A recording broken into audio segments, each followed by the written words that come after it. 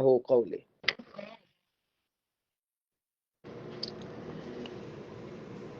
حياكم الله وبياكم وأحسن الله إليكم وليلة سعيدة للجميع.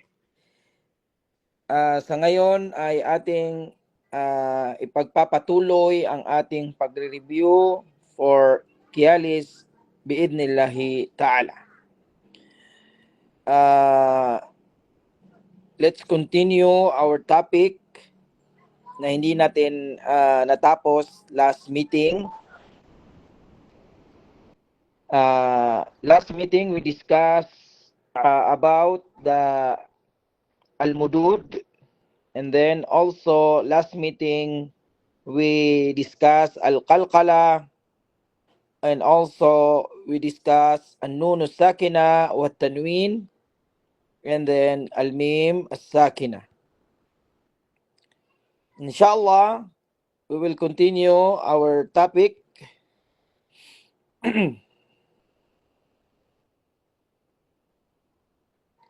Ito yung tinatawag na sifatu al-huruf. Sifatu al-huruf. Dito sa unang katanungan ay jarayanun nafsi 'inda an-nutqi bil harfi li da'fi al-i'timadi 'ala al-makhraji or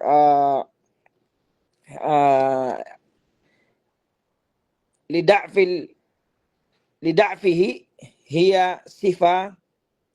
Anong katangian siya? Inshallah, ayon sa ating nabanggit last meeting, ay ito ay isa sa mga importanteng kailangan maisaulo ng mga dadalo or a-attend ng exam, dahil marami ang nagsasabi o maraming sa aking mga kakilala na nakapag-exam ay ito yung mga nagulat silang katanungan dahil hindi nila ito expected na lalabas ito sa exam. Kailangan dito ay isaulo ang kahulugan at ang kanilang mga letra. Ano yung mga letra na at kahulugan ng mga nasa screen. Unang-una, ito yung tinatawag na sifatun laha diddon. Ito yung mga katangian ng pagbigkas na mayroong opposite, mayroong kabaliktaran. Tulad ng alhams. Alhamsu jayaranu nafsi 'inda an-nutqi bil harfi li da'fi al-i'timad 'ala al-makhraj. Ano ang mga letra niya? Hurufuhu wa hathahu shakhsun sakat. Ito yung mga binibigyan tayo ng term para mas madali nating matandaan ang mga letra na kung saan ito yung mga letra o tinatawag na lahams ay paglabas ng hininga kapag binibigkas ang titik dahil mahina ang diin sa pinanggagalingan nito. Ito yung tinatawag na al-hams. Ito yung hamas. At ang kabaliktaran naman nito ay ang al-jahr. Ang jahr, ito ay pagpigil ng hininga sa pagbigkas ng titik dahil sa lakas ng diin sa paglabas, sa makhraj, sa paglabas ng letra. Kaya ang letrang ito ay nandyan sa ating screen. Baki hurufil hijai ghair al-hurufi al-mahmusa. Sabihin, lahat ng mga letrang hindi nabanggit sa al-hamas, ito ay al-jahr. And then, ash-shidda war-rakawa wat-tawassut. Ang shidda, ito yung buong nagpipigil ang tunog kapag binibigkas ang letra or yung titik. Ang rakawa, tuloy-tuloy ang tunog sa pagbigkas. Ang at-tawassut o albayina o albayniya ay hindi lubos na napipigil at hindi rin tuluyang dumadaloy ang tunog. Yan yung mga kailangan tandaan kapag tinanong tayo sa exam, inshallah, ano ba ang mga letra ng hamas or jahar o shidda o rakawa o tawassut. Nandyan lang naman yan sa ating screen. Ay kailangan kabisado at sa ulo nyo ang kahulugan. At kung tinanong naman sa exam kung ano ang opposite ng al-jahar, ito ay ang hamas. Ano naman ang opposite ng ashidda, ito naman ay ang ar-rakhawa. Dahil itong pang-lima at tawassut, ito yung nasa gitna. Kaya mainam sa mga a-attend ng exam ay maisaulo ninyo ito dahil mahalaga ito, dahil maraming katanungan ang lumalabas dito. Tayyib. Ganun din ang al-isti'la. Al-isti'la al-istifal. Anong pinagkaibahan? Al-istila, tumataas ang dila kaya nagiging mabigat ang tunog. Irtifa'u aqsal lisan ila al-hanakil a'la. Ang kanyang mga letra ay nasa ating screen. Khussa dagtin khidh. At ang opposite nito, ang kabaliktaran nito ay ang al-istifal. Lahat maliban sa isti'la. Ito yung inkhifad aqsal lisan anil hanakil a'la. Kanina itinataas ang dila, ito ibinababa ang dila dito sa al-istifal. Opposite lang ito ng al-isti'la. Next is al-itbaq. Al-itbaq, iltisaqu juz'in min al-lisan bima yuhadhihi min saqafil hanakil a'la wa inhisaru as-sawti bainihima.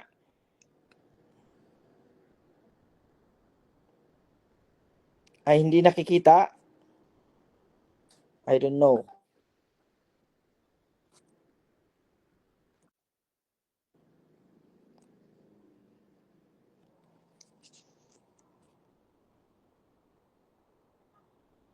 Wala palang nakikita. Sorry, hindi ko alam paano yun.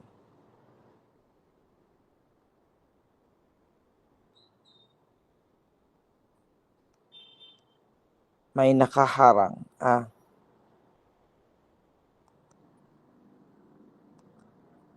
Kasi hindi available yung nag-screen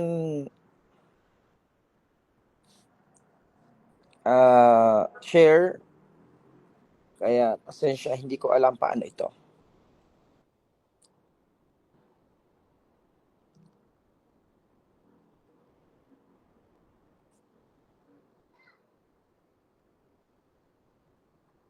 Wait lang, tingnan natin.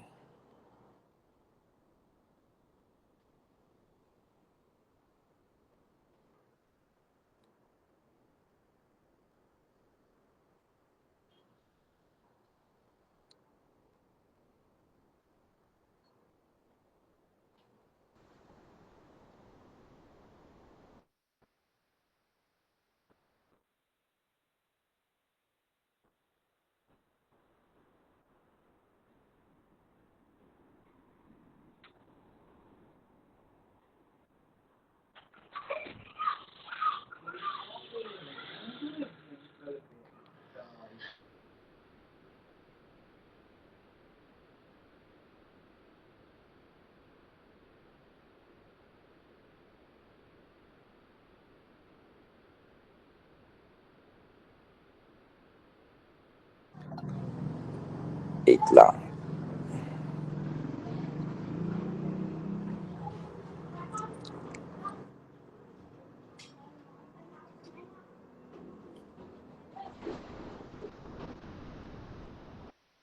Ayun. Okay, jazakillahu khairan.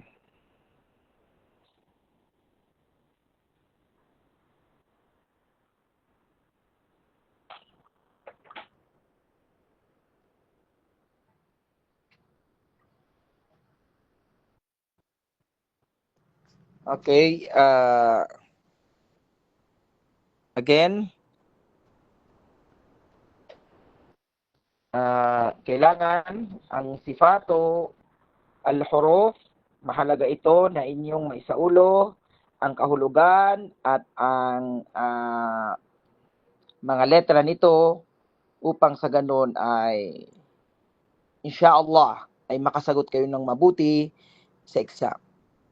Una, al-istila, natin tumataas ang kaya mabigat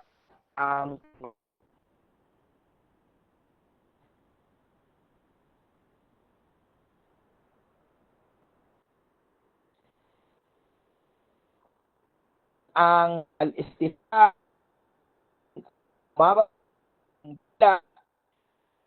manipis ang tunog.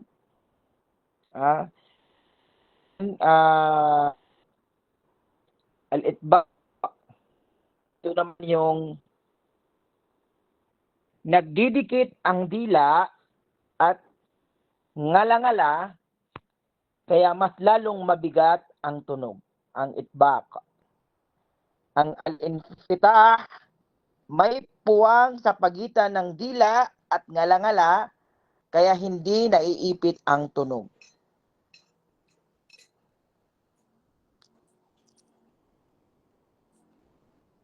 Ano yun?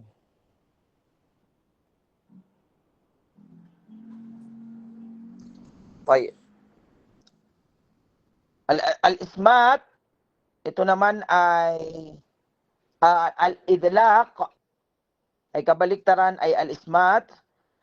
Al-idlaq, magagaan at madaling bigkasin dahil galing sa dulo ng dila o labi, at ang ismat ay mas mabigat bigkasin dahil malayo ang makhraj o nilalabasan sa labi at dulo ng dila. Ito yung ibig sabihin ng mga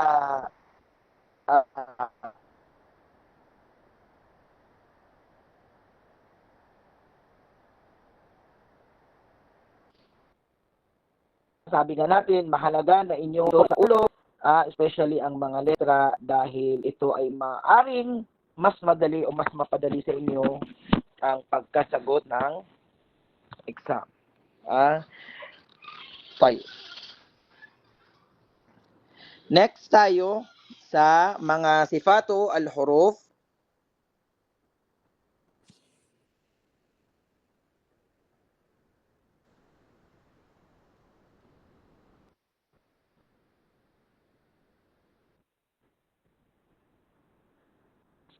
Okay, next ang ating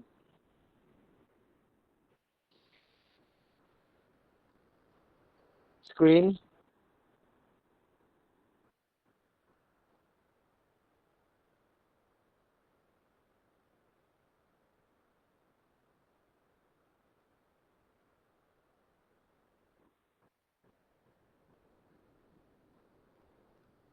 Okay, next is sifat. Ay, okay. Ano yun?